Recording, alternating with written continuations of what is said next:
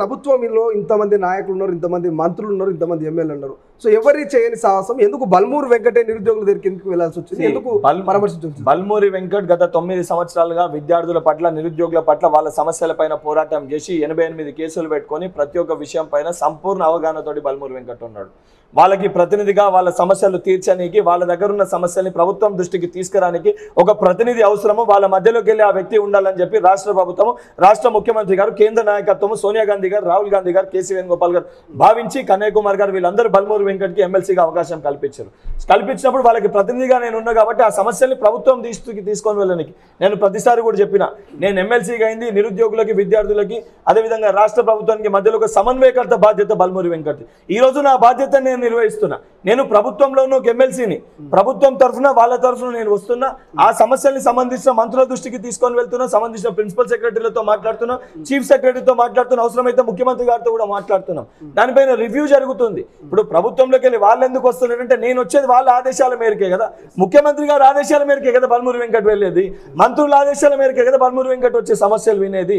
వాళ్ళే స్వయంగా రావాలి, వాళ్ళే నేరుగా రావాల్సిన అవసరం లేదు కదా. ఈ రోజు నేను పార్టీకి ప్రతినిధిగా లేను, ప్రభుత్వంలో కూడా నేను ఒక బాధ్యత గల పదవిలో ఉన్నాను, ప్రభుత్వానికి ప్రతినిధిగా ఉన్నాను. ఉన్నప్పుడు బల్మూరి వెంకట్కి సమస్య చెప్తే 100% ఆ సమస్య పరిష్కారం అవుతుంది. అండ్ వెంకట్ మాకు వచ్చి ఎక్స్ప్లెయిన్ చేయగలుగుతాడు. చర్చలు జరపాలంటే 1000 మందితోటి చర్చలు జరపలేరు. సమస్య ఏందో ఆ సమస్యను విని అవసరమైన దాని రిప్రజెంటేషన్ తీసుకొని వచ్చి సంబంధించిన డిపార్ట్మెంట్ తోటి చర్చ జరిపినప్పుడే సమస్యలు పరిష్కారం అవుతుంది. 100% ప్రభుత్వం బాధ్యతతోటి పనిచేస్తుంది. ఆ చిత్తశుద్ధి మాకుంది. ఏదైతే సంబంధించి పెండింగ్ లో ఉన్న ప్రతి జాబ్ అని కూడా, జాబ్ క్యాలెండర్ ని కూడా ప్రకటిస్తాం. జియో 46 సంబంధించిన బాధ్యులు చాలా మంది ఉన్నారు. దాని పట్ల ఎటువంటి నిర్ణయం తీసుకోబోతుంది? అంటే జియో 46 అంశం సంబంధించి చాలా స్పష్టంగా నేను మొదటికెళ్ళి కూడా చెప్తున్నాను. జియో 46 అనేది నోటిఫికేషన్ లో మెన్షన్ చేశారు. దాంట్లో ఏదైతే కంటింజెంట్ జోన్స్ ఒక ఇష్యూ ప్రకారం అది కొంచెం దానివల్ల ప్రాబ్లం జరిగింది. కానీ ప్రభుత్వం ఏర్పడక ముందే గత ప్రభుత్వమే ఉద్దేశపూర్వకంగా విద్యార్థుల మధ్యలో చిచ్చు పెట్టి ఈ నోటిఫికేషన్ ఆపేశాలని చెప్పి ఒక చెడు ఉద్దేశంతో ఆ రోజు సెలక్షన్ లిస్ట్ ప్రకటించారు. ప్రకటించి 15,000 మందికి ఆల్రెడీ ఉద్యోగాలు ఎవరికి వస్తున్నాయో సెలక్షన్ లిస్ట్ అనౌన్స్ చేయడం జరిగింది. అనౌన్స్ చేసినాక పాపం ఇక్కడ ఉన్న విద్యార్థుల మెరిట్ స్టూడెంట్స్ కి కొద్దిగా అన్యాయం జరిగింది. దాని వలన వాళ్ళు తీసుకున్న ఒక విధానం వలన దాన్ని ఏ రకంగా తొలగించాలి, ఈ విద్యార్థులకు ఏ రకంగా న్యాయం చేయాలని చెప్పి భావించే ఏదైతే సంబంధించి కేబినెట్ సబ్ కమిటీని కూడా ముఖ్యమంత్రి గారు ఏర్పాటు చేశారు. అంటే ఎంత చిత్తశుద్ధితోటి ఇదే జియో 46 అంశానికి సంబంధించి గత ప్రభుత్వంలో దాదాపు 8 నెలలు ఈ పిల్లలు కొట్లాడినరు. ఏ ఒక్కరైనా కనీసం మాట్లాడినరా? ఏ మంత్రి దీనిపైన స్పందించిందా? ఏ ఎమ్మెల్యే అన్న దీని గురించి మాట్లాడినరా? ఆ రోజు ఇదే మహబూబ్ నగర్, నల్గొండ జిల్లాకి సంబంధించిన బీఆర్ఎస్ పార్టీ ఎమ్మెల్యేలు కూడా ఉండే. ఇలా మాట్లాడుతున్నారు. ఆ రోజు వీళ్ళ గొంతులు ఎందుకు మూగపోయినాయి? ఆ రోజు మీరు ఎందుకు మౌనంగా ఉండే? ఆ రోజు వీళ్ళు ఎందుకు మాట్లాడలేకపోయినారు? ఎందుకంటే వీళ్ళకి చిత్తశుద్ధి లేకుండే. కానీ మా ప్రభుత్వానికి, మా ముఖ్యమంత్రి గారికి చిత్తశుద్ధి ఉంది. ఆ సమస్యని పరిష్కరించాలని ఒక దృఢ సంకల్పం వారు తీసుకోరు. దాని గురించే ఏ రకంగా పరిష్కరించాలని చెప్పి అనుభవం ఉన్న మంత్రుల్ని, ఎవరైతే గౌరవనీయులు శ్రీధర్ బాబు గారిని, పొన్నం ప్రభాకర్ గారిని, గతంలో డిప్యూటీ సీఎం లెక్క పనిచేసి ఈ రోజు ఏదైతే వైద్య శాఖ మంత్రిగా ఉన్న దామోదర్ రాజనరసింహ గారితో ఒక కేబినెట్ సబ్ కమిటీని ఏర్పాటు చేసి 317 జియో 46 ఈ రెండింటిపైన రివ్యూ చేసి ఈ యొక్క విద్యార్థులకి న్యాయం చేయాలని ఒక సంకల్పంతో మేము ఉన్నాము. 100% వారికి కూడా న్యాయం చేసి తీరుతాం. వెంకట్ గారు, పొలిటికల్ విషయానికి వస్తే ఇప్పటికే మల్లారెడ్డి మీద, మల్లారెడ్డి అవినీతి అక్రమాల మీద ఉక్కు పాదం మోపుతుంది రాష్ట్ర ప్రభుత్వం. సో అటువంటి మల్లారెడ్డి మొన్న మీ రాష్ట్ర నాయకులు కొంతమందిని కలిసిరు. ఇప్పుడు మళ్ళీ డికే శివకుమార్తో భేటీ అవుతున్నారు. మల్లారెడ్డి అల్లుడు కాంగ్రెస్లోకి వస్తున్నారు అంటున్నారు. సో వస్తే ఆహ్వానిస్తారా? అదొకటి. ఈరోజు కాంగ్రెస్ పార్టీలో ఉన్న శాసనసభ్యుల్ని కానీ ఇతర పార్టీలో ఉన్న శాసనసభ్యుల్ని మేము మా పార్టీలో చేర్చుకుంటున్నాము అంటే 2.